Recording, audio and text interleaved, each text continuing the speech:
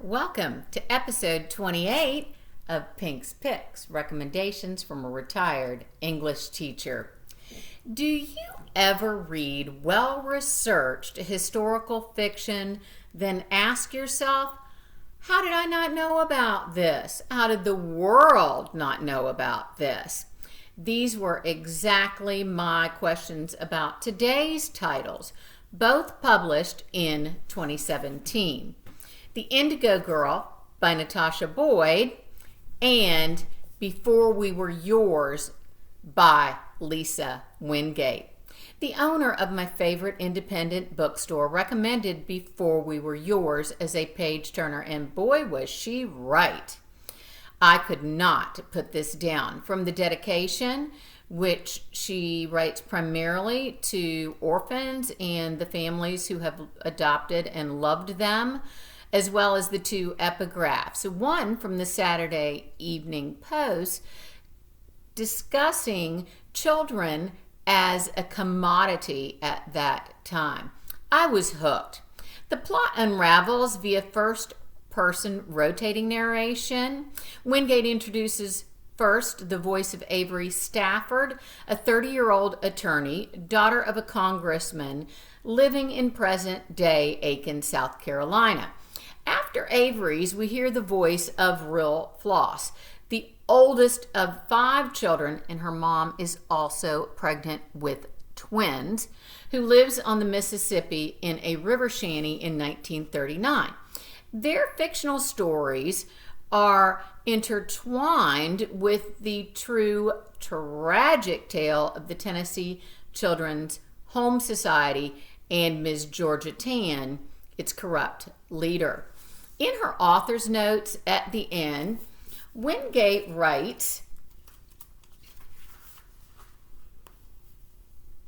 "The true story of Georgia Tann and the Memphis branch of the Tennessee Children's Home Society is a bizarre and sad paradox.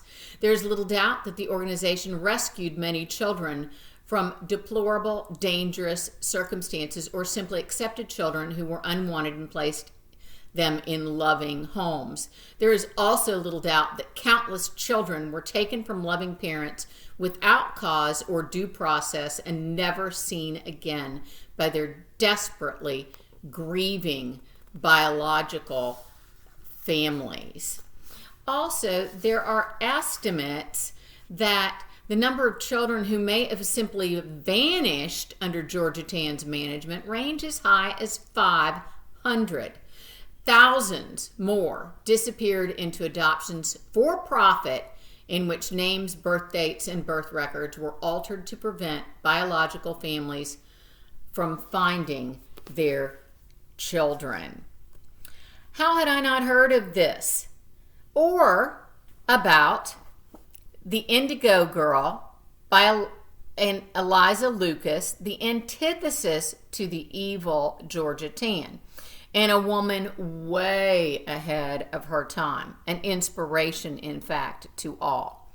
The Indigo Girl is a coming-of-age historical novel based on the letters, legal documents, and diaries of Eliza Lucas Pinckney, set between 1739 and 1744, when Eliza was 16 to 21 years old, outside of what was then known as Charlestown, South Carolina.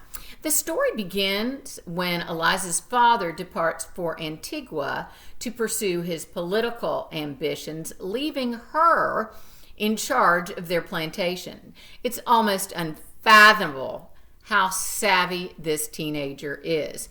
In her father's absence, she enlarges and greatly improves all of the slaves' quarters. She teaches the slaves to read. She works alongside them at harvest. She studies law to help neighbors prepare wills. She plants trees for later use as timber. She learns how to produce and export the much in demand indigo for trade in Europe. And she takes care of her mother and sister. In the afterword, we learn that when she married, she freed her slaves, one particularly stayed on working for her as a carpenter and an architect. And she also was the mother of several children, but two of whom remain in history as very notorious. One who was one of our founding fathers.